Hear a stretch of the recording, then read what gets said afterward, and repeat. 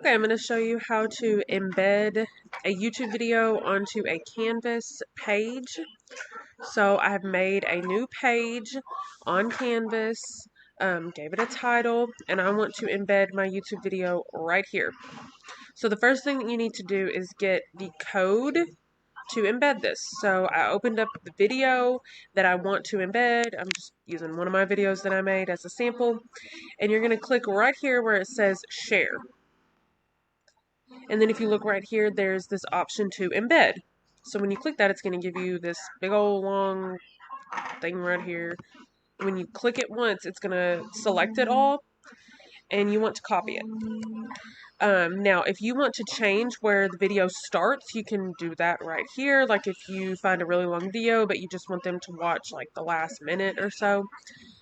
So I've got that code copied. So now I'm going to go back to my page. You don't want to paste that into this page because that's just going to end up just being this big long thing of code. What you want to do is click this button that says insert or edit media. And then you want to click embed. And then right here, that's where you paste that code. And then you click OK. So now there's your video.